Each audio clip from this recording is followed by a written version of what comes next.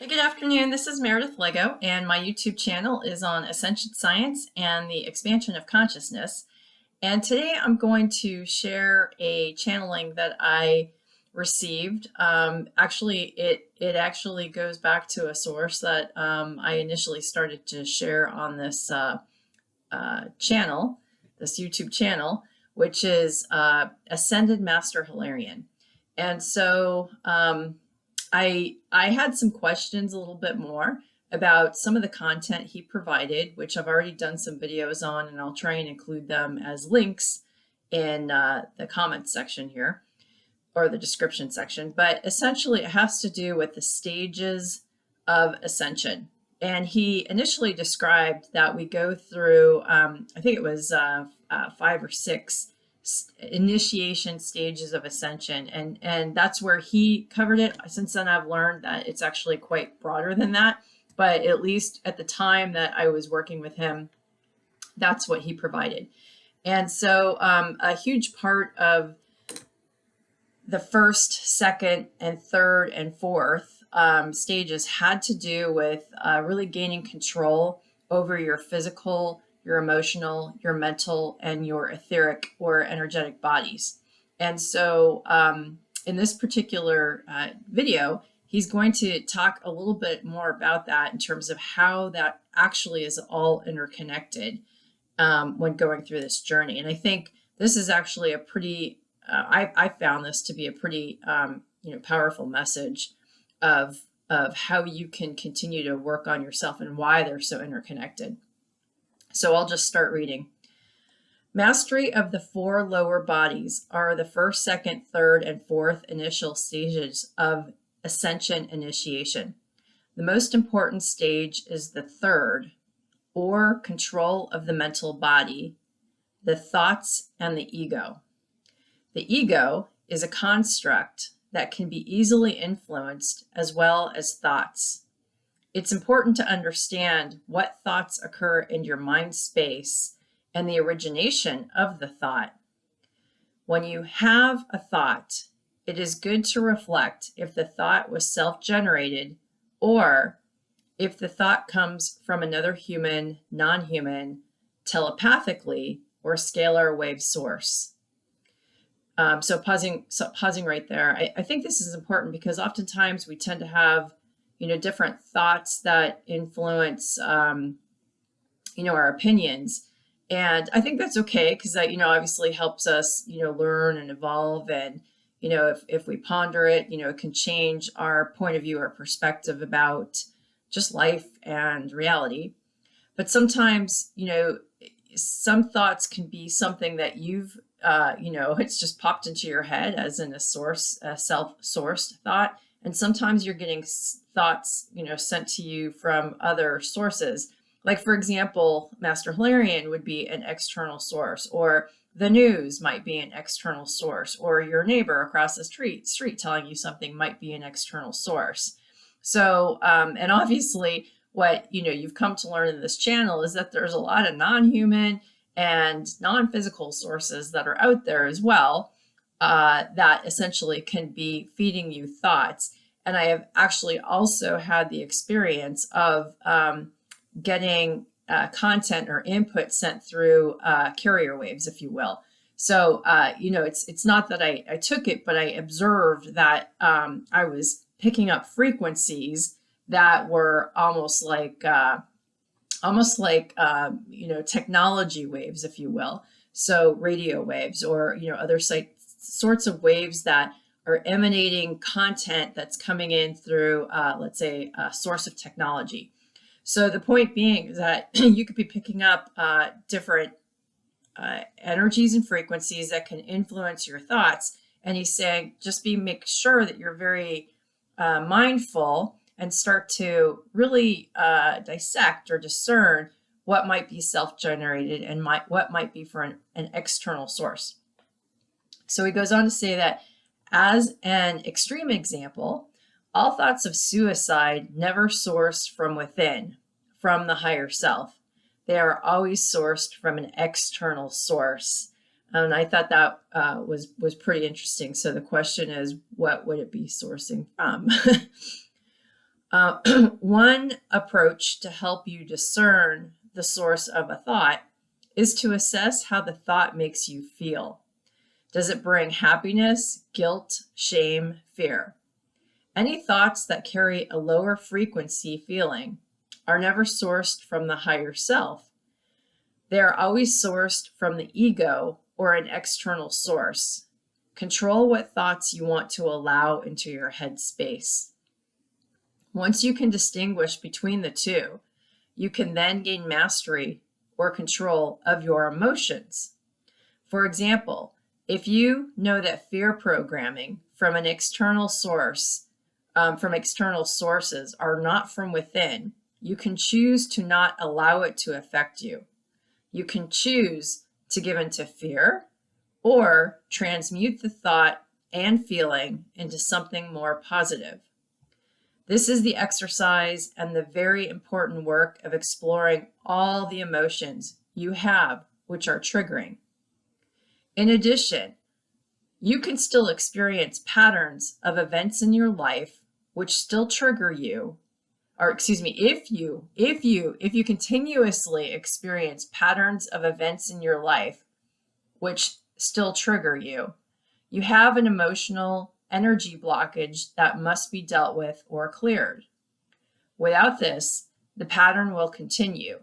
So you must face your triggers head on and deal with them. So I think as an example of this, and I have some personal examples of this that I'm working on, that I've been kind of working with, the beings who I interact with about. But essentially, if you keep getting hit with something in your life again and again and again, so it could be just, a situation that goes on in your life, and I'm not, so it could be you keep losing your job, or let's say you can't seem to have enough money in your bank account, or, you keep getting, in a relationship and somebody's always breaking up with you, or, there could be lots of things, or maybe you keep getting into arguments with, a particular person. So the point is that that's a repeated pattern. And that's something that's an indication for you that you might need to be looking a little deeper about the root cause of that pattern and starting to work on healing that. Some of that could, what I've learned in the past is that oftentimes it is generated based upon certain frequencies that you've got kind of going on within you. So that's a really good time to assess what is it about what I'm thinking or feeling that could be generating the frequency in order to have this mirrored back to me. And so I think early days, Hilarion provided a few good lessons on the concept of mirroring. So I'll try and include that link as well. So he goes on to say that emotions are energy in motion. That makes sense, right? Emotion or energy in motion. It's part of the human condition to feel emotions. The emotion of grief after a loved one passes, or happiness at the thought of seeing a dear friend, swell from within and move through the body. It is good to feel and process emotions, for they are both a connection to your higher source and allow you to understand what inner wounds you may need to heal. And just as an aside, one of the things that I think some of the groups I've worked with have stressed is that, emotions are literally in motion. That means that they should go in and out with you. But if you find yourself constantly obsessing about something going on in life, and as a result, you're kind of sitting in that emotion for a very, very long time, like hours and hours and days and weeks, that will have a material impact on your physical DNA, on your body, and possibly, depending upon the nature of the emotion, your health. So the idea of letting those emotions kind of move through you, and if you're stuck on one, especially a negative one, or something that doesn't make you feel good, that's a really good time, again, to try and assess the root cause of that so that you can clear that emotion and heal that wound. And again, A lot of people will oftentimes associate negative emotions with somebody else doing that to them, as opposed to realizing that emotions can only source from within. And so therefore, they are the ones that have to do the healing, and basically assess, as a result of this, what do I do in this situation?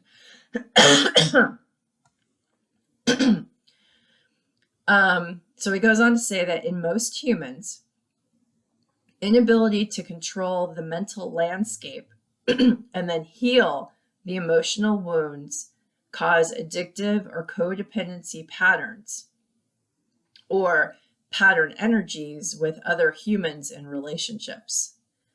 Addictive patterns occur through seeking an external source to satiate the emotional wounds one feels inside.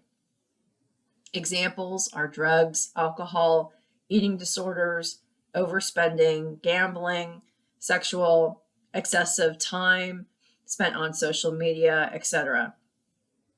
This can be any behavior that creates a negative outcome. Of course, each ego personality construct has the free will to pursue any thought, feeling, or action, but some are not in the best and highest good or generate the most beneficial timeline possible. These addictive behaviors also result in the lowest frequency behavior, which is apathy and depression. At this point, a being has lost mastery of the physical body. In this case, the physical and emotional body control the actions. So, he referenced the idea of apathy and depression, which I've heard, I think, from him originally that really is pretty low frequency, and that's a point where that can have serious detrimental effects, obviously, and open you up to other influences, not just in the physical space, but also in the non-physical space as well. So initiation is the process of activating the higher consciousness and higher mind. And by the way, that process is actually activating that into your physical form. So you're essentially bringing higher aspects of your consciousness, your soul, your oversoul, your avatar, actually into the physical. So that's what initiation is. As such, the journey will include what humans call doing quote unquote shadow work to detox or clear out the three lower bodies. In order to stop addictions, one must first choose to take disciplines and control of the mind. It means controlling the ego and being willing to heal the emotional body to grow self-love and self-respect. When you gain self-love and self-respect, and once you really understand your direction from your own heart instead of an external source, you can't be controlled. You truly know yourself. You can easily discern when programs are being used within society to gain control of society's emotions and thoughts. Just like a drug addict who will do anything to get the next hit, a weak society will easily give up freedoms and sovereignties by giving into fear. And as this message was coming in, it actually made me think of the quote, which was said by President Franklin Delano Roosevelt, which was, the only thing we have to fear is fear itself. So, obviously, when we choose to allow fears to sort of control our emotions, they can then have implications on higher, possibly higher level thinking as well. Like, does this make sense? Am I going to allow this to control me? Then he says that once you do this work, the rewards are limitless. Bliss can be found in the small act of waking each morning with gratitude and peace in heart and mind. So I thought, personally, it'd been a while since I've connected with Ascended Master Hilarion. And I thought this was important because before, when he taught the content around initiation, he was sort of, well, it probably was based upon my questions or the way I was framing them, but essentially covered each stage of initiation. And I think when it got to stage 4, because it wasn't really referenced in this material, the idea of stage 4 is where you're really starting to integrate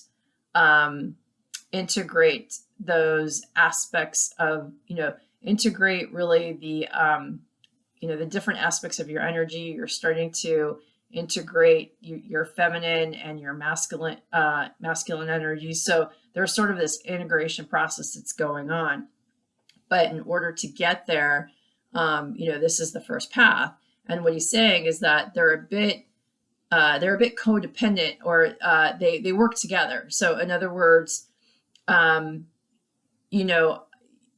you want to have a clean body, so to speak. You want to be treating your body well, because it's through that that essentially you'll be able to be in a position to, let's say, not put yourself in a bad, you're not sort of addicted. So you're, holding on to patterns that could reduce your frequency.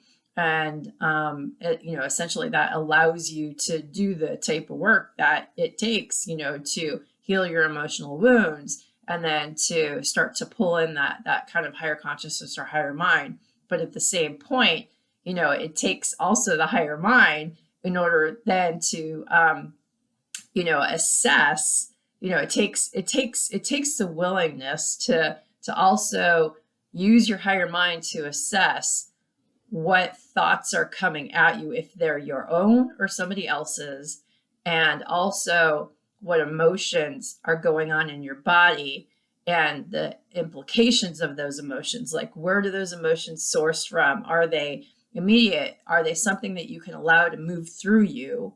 And what is your higher self trying to tell you, or what lesson are you learning through this experience? Or are they emotions that you're stewing on? Are they emotions that you really need to essentially assess, and assess, why do you keep stewing on there? And is there a wound from the past, in either in this life or other lives, that you have to essentially work on clearing? So it's almost like they're all kind of intertangled together. So I thought it was another, kind of great reminder that this work is so important as part of the ascension process. So with that, I hope you have a great rest of your day, and we will see you in future videos. If you liked the video, please give it a thumbs up and share it with others. Thanks very much. Bye.